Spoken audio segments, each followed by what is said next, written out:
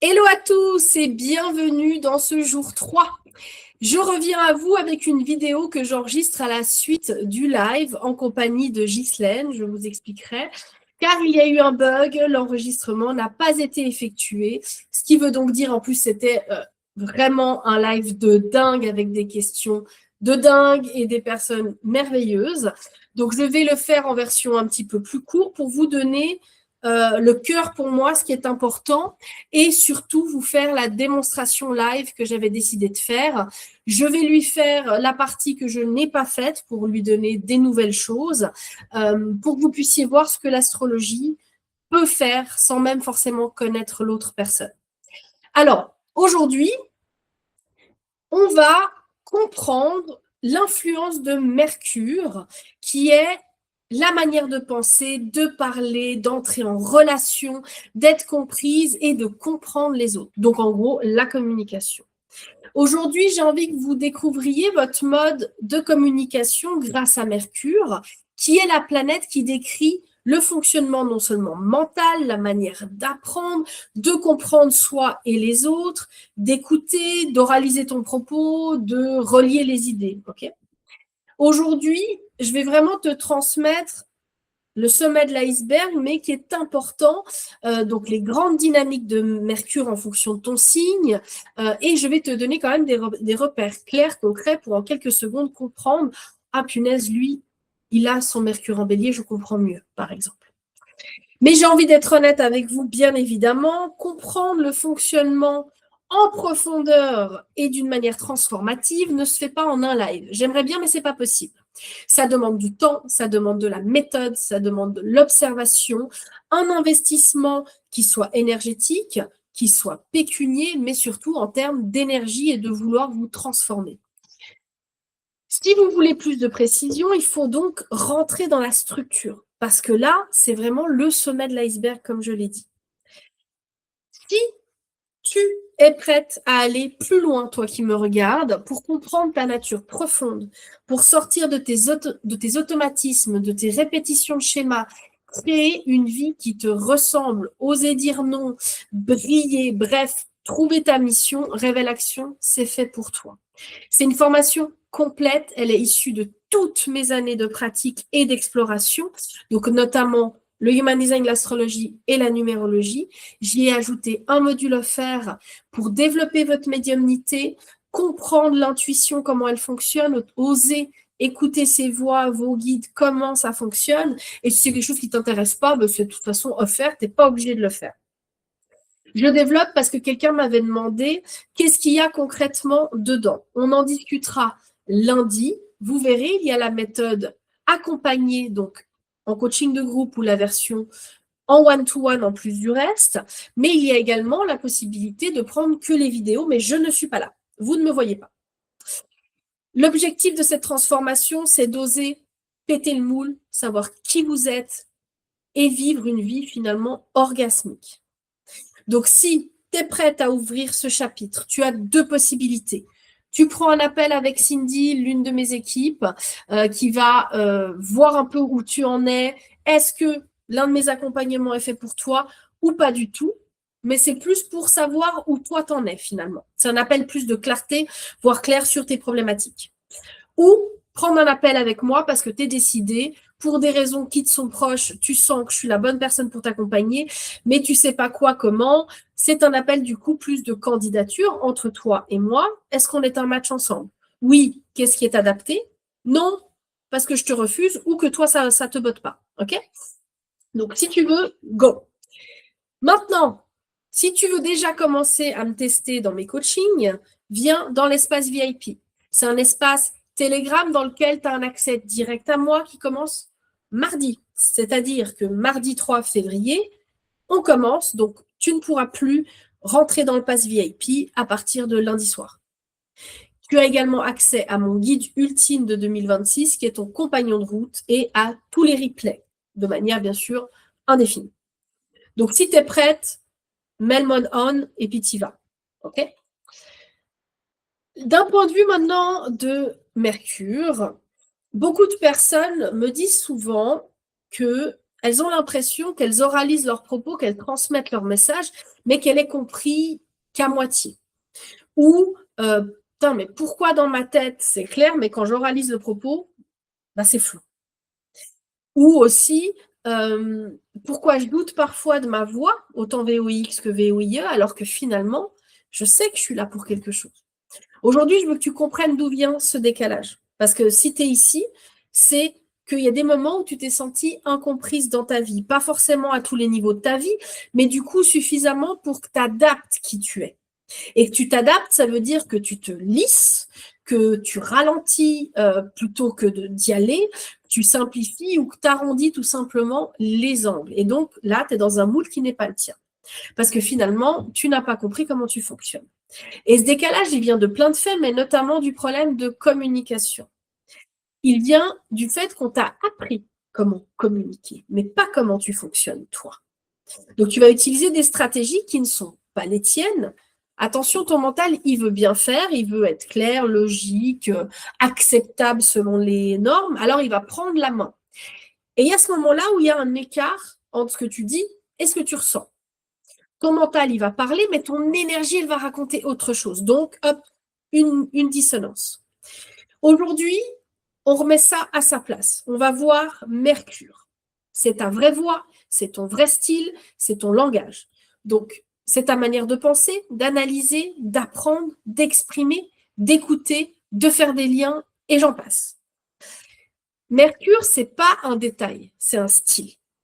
Donc Mercure, il va changer complètement en fonction du signe dans lequel il se trouve, sans parler de la maison, mais je ne peux pas rentrer dans le détail. Ça se voit dans Révélation, c'est beaucoup trop compliqué. Il y a encore bien sûr d'autres choses qui rentrent en ligne de compte. J'avais notamment donné dans ce live, franchement, il était super riche, je suis dégoûtée qu'il soit perdu, mais tout ça pour vous dire que j'avais noté la puissance aussi du jour où vous êtes né. On avait vu que certains sont nés un samedi, donc c'est régi sous Saturne. Ça a une signification d'être né ce jour-là. Moi, je suis née un jeudi, donc je suis régie, pas totalement, mais de par ma naissance qui aura une influence sur la suite, par Jupiter. Il y en a que c'était mardi, par Mars. Enfin bref, on peut aller comme ça pour tous les jours. Et là, je vais te montrer très brièvement ce que veut dire Mercure dans chaque signe. Très brièvement, parce que je ne vais pas pouvoir tout développer. Moi, j'ai un Mercure en bélier. Et depuis toujours, je ne comprenais pas pourquoi les gens prenaient assez mal quand je parlais souvent. J'étais très cash, j'avais une tendance à aller beaucoup trop vite. D'ailleurs, j'apprenais trop vite selon tout le monde. Ce Mercure-là, en bélier, a fait que je coupe souvent les gens.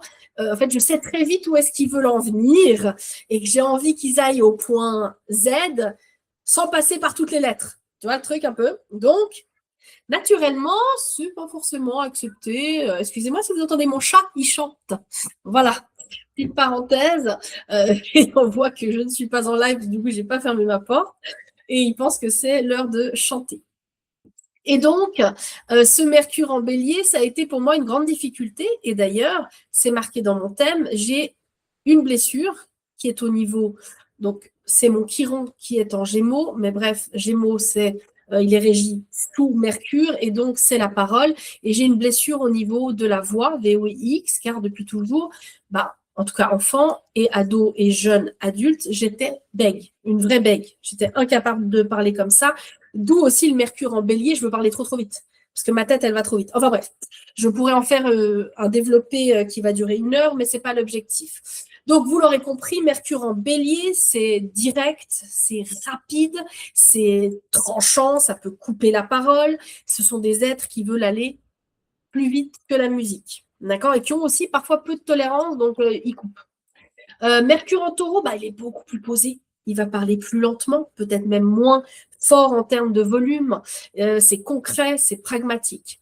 Mercure en Gémeaux, vous l'avez compris, Mercure est dans le bon signe parce qu'il est, donc Gémeaux est régi par Mercure. Donc c'est des êtres vifs, curieux, multiples de nature. Ils sont capables de changer leur mode de transmission en fonction de la personne en face.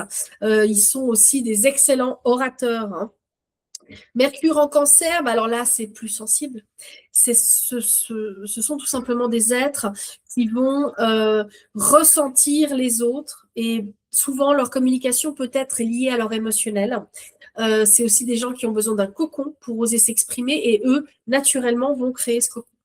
Mercure en Lion, eh bien, c'est drama dans l'expression, expressif clairement et visible, hein, et aussi on les entend. Vierge, donc Mercure en Vierge, ce sont des personnes précis dans leurs propos, ils vont analyser quand même avant de parler, ils sont très exigeants autant envers les gens qu'envers soi. Hein. En balance, bah, c'est très nuancé. Diplomates, ce sont d'excellents médiateurs avec un grand sens du relationnel. Scorpion, c'est profond, c'est lucide, c'est intense, mais c'est aussi des êtres qui arrivent à déceler les ombres chez les autres. Mercure en Sagittaire, ce sont des visionnaires, c'est très cash, très franc, synthétique, il faut aller droit au but aussi. Mercure en Poisson, eh bien, plutôt muets, ils vont pas trop parler, c'est une parole qui est structurée, stratégique et très sobre. Verseau, bah, c'est des originaux. Donc, ils sont parfois très mal compris par le monde. Ils sont conceptuels, visionnels, disruptifs. Le Mercure en Poisson, pour terminer, très intuitif, très imagé quand il parle, très empathique, c'est s'adapter à toute personne en face par l'émotionnel, du coup, par son intuition. Donc là, vous voyez, on comprend une chose essentielle, c'est qu'on a un mode naturel. Je n'ai pas envie de rester dans la théorie, c'est pourquoi je vais vous montrer comment l'astrologie fonctionne en réel. Et pour ce faire, nous avons notre chère Ghislaine ici présente. Je vais enlever mon tag pour qu'on te voit. Alors, un instant, retirer. Hop, tac. Normalement, on te voit aussi. Bonjour. Ah, voilà, super. Et on te voit en entier, parce que durant le live, on te voyait à moitié. Même pas.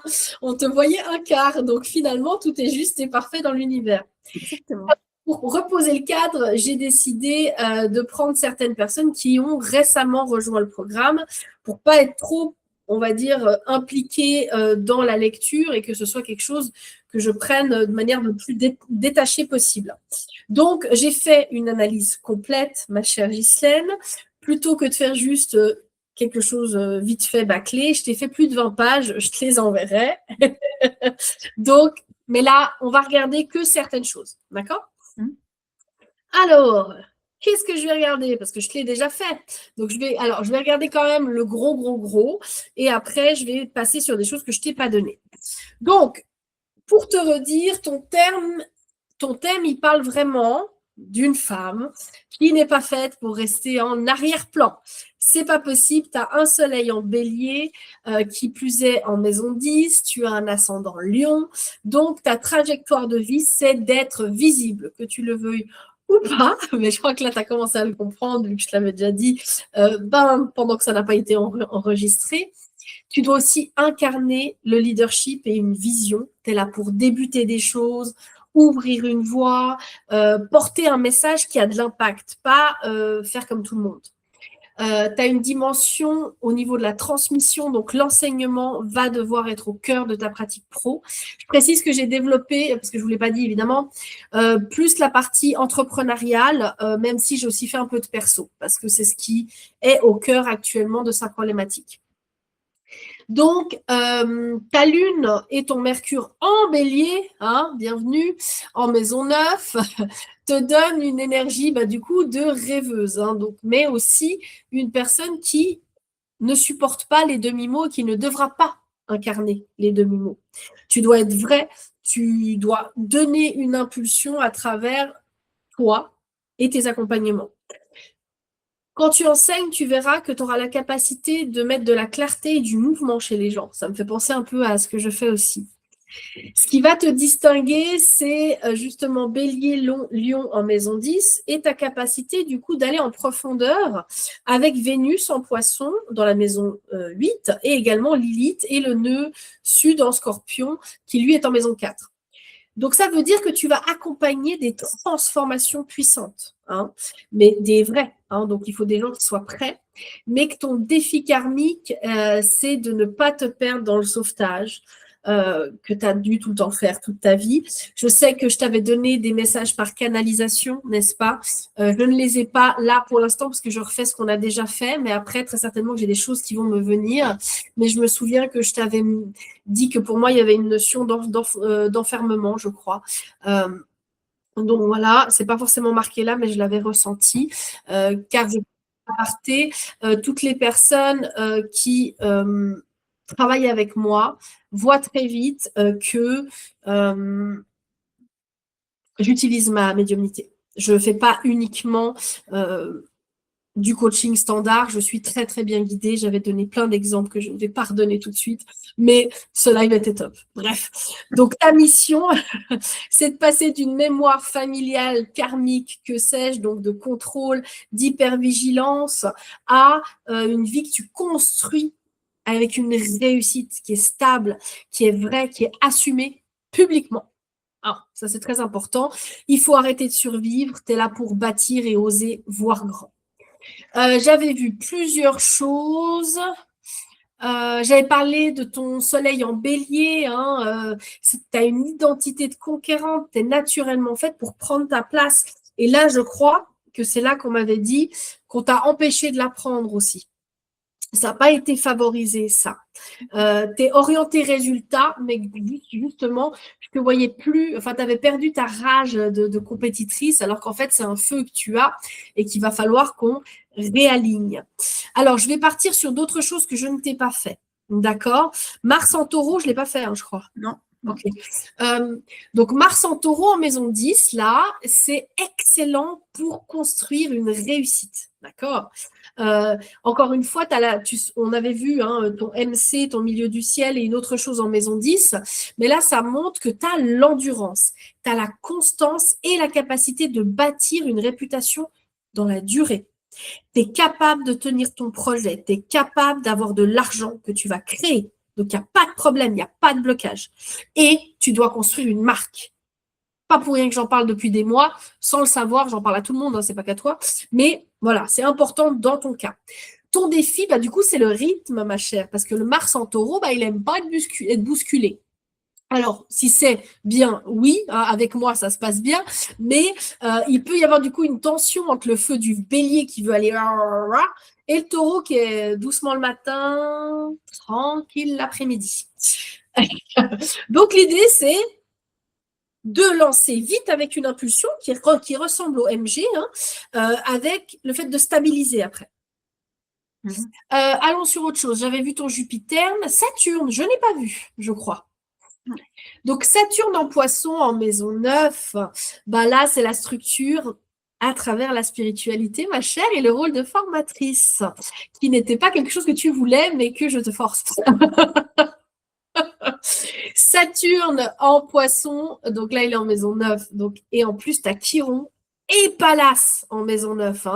Donc là, c'est très parlant. Tu es venu construire une autorité à travers la transmission dans l'enseignement. Avant, on parlait, c'était revenu. Enfin, là, on rigole, on fait comme si vous aviez vu le live, mais vous ne l'avez pas vu. Bref, c'est pas grave. Donc, tu es vraiment appelé à structurer, à formaliser, à clarifier. Tu dois oser parler de tes prix, être fier de tes prix, de ta valeur, de qui tu prends, de qui tu prends pas. Ça, c'est quelque chose qu'il va vraiment falloir que tu mettes en avant, que tu assumes ton rôle d'enseignante, que tu acceptes d'être la référence dans ton domaine. Tu n'étais peut-être pas prête à tout ça que je te le dise aujourd'hui. Moi, j'en apprends aussi, parce qu'évidemment, on ne pouvait pas le savoir sans faire ton astro. Et c'est important que tu poses encore un cadre dans ce que tu transmets, sinon tu vas te laisser bouffer. Parce que tu as le côté sauveur comme moi. Donc, la vie nous l'apprend, mais si je peux t'accompagner à travers ça sans que tu doives passer par l'expérience, ça peut être pas mal. Parce que tu vois, le Saturne en poisson, c'est aussi des personnes qui vont douter d'eux-mêmes, qui vont se comparer, qui vont flouter leur message par peur d'être jugés ou peu importe. Donc là, ton passage obligé, c'est la rigueur. Tu dois trouver une méthode. Et des preuves. Tu dois montrer des résultats. Je peux te parler de Uranus plus Pluton en Vierge en maison 2. La maison 2, pour rappel, parce que tu n'as pas encore fait l'astro, c'est l'argent, la valeur personnelle, le contrôle, la transformation, en gros. Uranus et Pluton donc, sont en Vierge en maison 2. Donc, c'est un marqueur qui est vraiment puissant sur l'argent et la notion de valeur. Donc, il y a une intensité autour de la question, qu'est-ce que je vaux? Comment je sécurise mes finances aussi? Tu peux aussi avoir un besoin de maîtriser, de contrôler le moindre détail, parce que tu risques d'être animé par la peur du manque ou la peur de perdre. D'accord? Deux choses qui peuvent être profondes là. Mais c'est aussi une zone de génie parce que tu as la capacité là de transformer ta relation à l'argent en étant solide. En fait, du moment que tu sors du perfectionnisme et de l'hyper-contrôle de la Vierge, eh bien, tu vas voir que tu as la capacité de renaître de tes cendres, de casser un schéma que tu as eu depuis plus de 50 ans, sauf erreur. Donc, tu as cette capacité. D'accord? Et ose incarner tes prix, tes prix, tes prix, tes prix. Donc, je sais que je dois vraiment être vigilance avec toi sur ça. Parlons de Neptune qui est en Scorpion. N'oublions pas que la Neptune a changé et est en Bélier depuis mardi. Et là, toi, il est en maison 4. Donc, c'est la mémoire familiale, c'est les émotions héritées et tout ce qui est clairvoyance.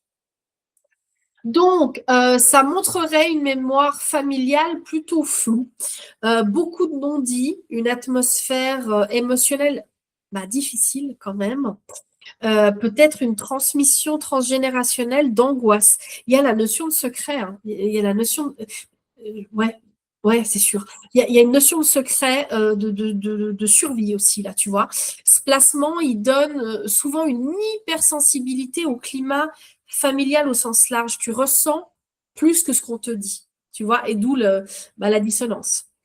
Là, tu as un travail de guérison, mais peut-être qu'il va mieux aujourd'hui, hein, de je ne vais pas porter ce qui ne m'appartient pas. Ça te demande une séparation saine. Je respecte l'histoire, mais je ne la porte pas. Tu vois le truc ou pas? Oui, tout à fait. Je terminerai avec tes nœuds lunaires. Alors, je ne vais pas tout voir parce que c'est très long. Ton axe karmique, qui est l'un des plus clairs qu'on puisse lire, bienvenue dans ma maison. Alors, on n'est pas dans la même maison, mais on a le même nœud. Donc, toi, ton nœud sud, il est en Scorpion, tout comme moi, mais en maison 4. Et ton nœud nord, il est en Taureau, en maison 10. Donc, on revient sur le passé, sur la mémoire familiale qui est orientée crise. Loyauté invisible, ma chère. Contrôle, peur de perdre, fusion aussi émotionnelle. Le Scorpion en 4, du coup, c'est l'endroit où on apprend à survivre psychiquement. On va développer comme des radars, tu vas ressentir les tensions et tu vas donc anticiper ou te crisper ou faire des choses que les gens ne comprennent pas. Ton chemin de vie, c'est pas d'en rester là, hein, parce que ton nœud nord, il est en Taureau, en maison 10. Donc, ça va te demander l'inverse, de créer ta stabilité, ta sécurité matérielle, une construction publique, une réussite qui est visible. Donc, les gens vont savoir que tu vas avoir de l'argent, ma chère. Hein. Tu es venu apprendre à bâtir une vie où tu te sens en sécurité par toi, parce que tu crées, mais pas parce que tu es en train de contrôler. Ça, je précise, parce que ce n'est pas la même chose. D'accord? Pour moi, et on s'arrêtera là, parce que sinon, et encore, je ne sais pas combien de pages, tu es venu guérir dans cette vie la dépendance à l'intensité, qu'elle soit relationnelle ou familiale. Le besoin de contrôler. Mais tu le fais pour être en sécurité, il y a une raison derrière. Hein. Le sauvetage, comme je l'avais dit lors du live, ta bouée, tu me la perces. Voilà. L'idée que la valeur, elle se prouve pour toi dans la douleur. D'accord? Tu es venu construire une réussite, un business, un rapport sain avec l'argent. Et tu dois encore une fois stabiliser tes prix, tu ne dois pas négocier sur ton cadre. Tu vas créer vraiment quelque chose de très stable. OK? Alors, maintenant que je t'ai fait une autre partie, parce qu'on n'avait pas fait ça, je réexplique quand même que Ghislaine est dans la version la plus élevée, l'élite à travers mon mouvement, qui est celui de mes illimités. Elles m'ont choisi à travers l'un de mes tarifs les plus onéreux, mais aussi des plus puissants. Je crois que parmi mes illimités, il n'y en a pas une qui se dit « putain, je me permets, je crois, dire « putain, j'aurais jamais dû mettre cet argent ». Enfin, j'ai vraiment l'impression qu'au contraire, elles se disent « ah putain, c'est trop cool ». Donc voilà, mais c'est pas rien. Donc, tu es là depuis peu, finalement, on a encore beaucoup de temps ensemble. Pourquoi tu m'as choisi moi? Alors, parce que j'ai déjà vu plein de personnes qui touchent à la numérologie, à l'astro. L'human design, jamais personne. Il y a que toi là-dessus. Ça m'intéresse vraiment, ça me parle vraiment. Et puis, coaching personnalisé aussi, pas avec numérologie, astrologie, mais coaching privé comme ça, personnel, pour mon développement. Mais il y a eu plusieurs personnes, mais franchement, jamais personne m'accrochait comme toi. Parce que je trouve que voilà, tu as une palette assez large pour mieux nous comprendre, en fait, mieux m'accompagner, en fait. Hmm. Moi, je trouve que l'human design, ok, c'est bien, mais la numérologie, ça me botte. Et ton coaching, ta façon d'être, la personne que tu es, qui nous botte les fesses gentiment, eh ben, je crois que j'ai besoin de ça, en fait. Hmm. Et comme tu disais très bien, j'ai un karma familial. Oui, du coup, donne-moi ton feedback, c'est vrai, Oui, merci. mon Vas-y. karma familial, oui, j'ai eu une enfance assez heureuse, hein, je dois dire quand même, mais à l'ancienne, j'ai des valeurs, j'ai une éducation à l'ancienne. Mes parents, il y avait beaucoup de non-dits, hein, beaucoup de voilà, mais il fallait être dans le moule de tu vas travailler, tu vas ci, tu vas ça. Et comme je disais, lundi soir, je me suis fait éjecter de la crèche où je travaillais. On m'a remercié de mes voilà, tout ça à cause des injustices. Donc, j'ai 60 ans et c'est la première fois que je me fais virer d'un job. Alors, j'ai pris le coup, mais j'ai aussi pu, je pense, grâce à ton soutien d'avant, toutes les discussions qu'on a pu avoir, je me suis dit, mais mince, je suis une personne entière, j'existe et on ne m'a pas respectée là. Donc là, je vais leur dire, moi, ce que je pense de leur façon de diriger le groupe crèche, là, qui était vraiment nul. Et que là, au milieu, on a des enfants à s'occuper et à diriger, à guider et à faire grandir sur nos futurs adultes voilà, j'ai pu tout leur dire en fait, qu'ils faisaient très mal leur travail et que ces enfants-là, ils étaient en train de payer les conséquences, quoi, parce que tout le monde allait mal dans cette institution. Hmm.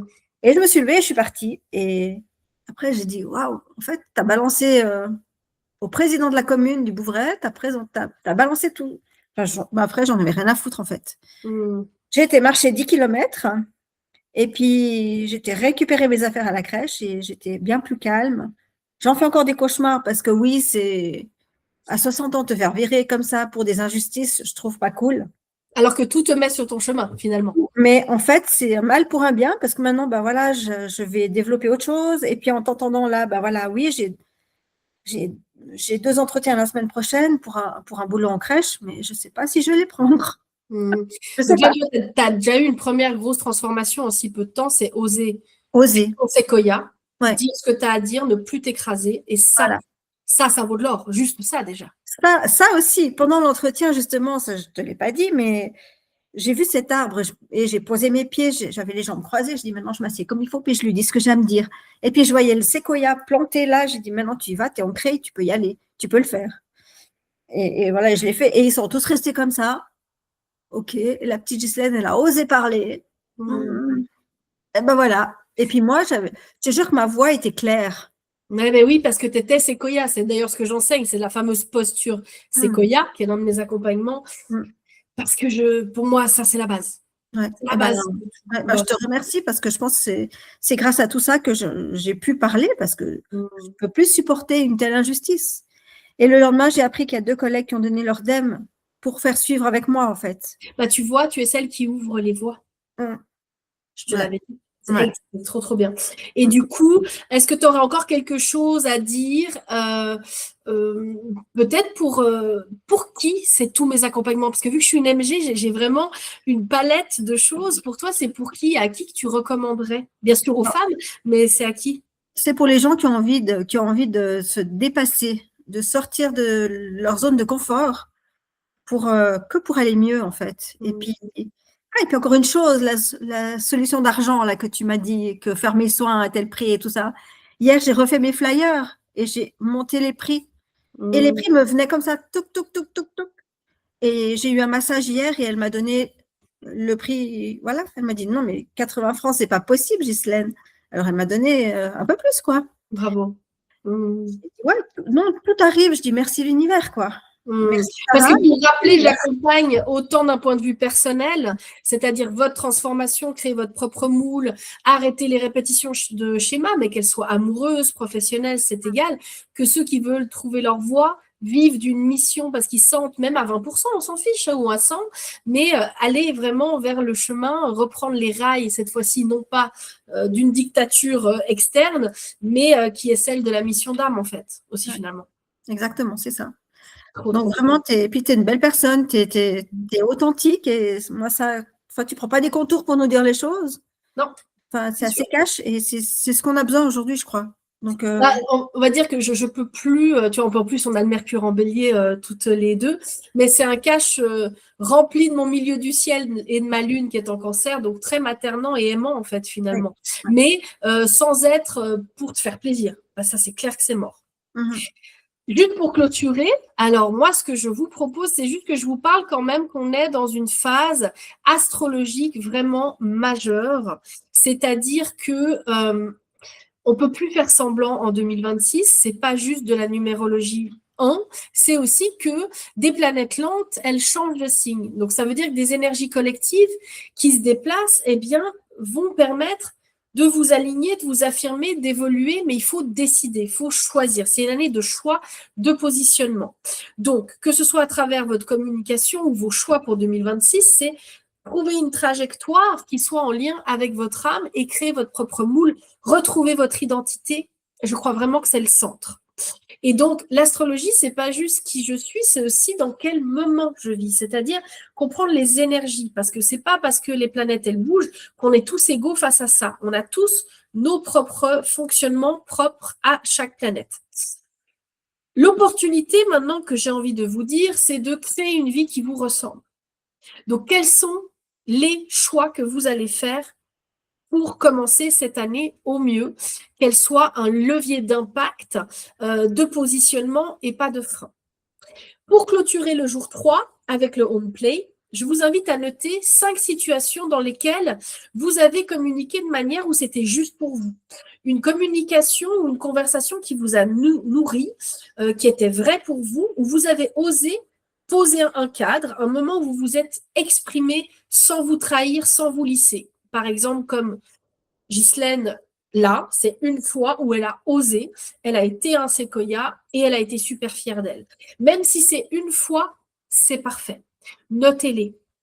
C'est la preuve que Mercure, il est en vous, il est juste et c'est juste à vous de lui redonner sa place.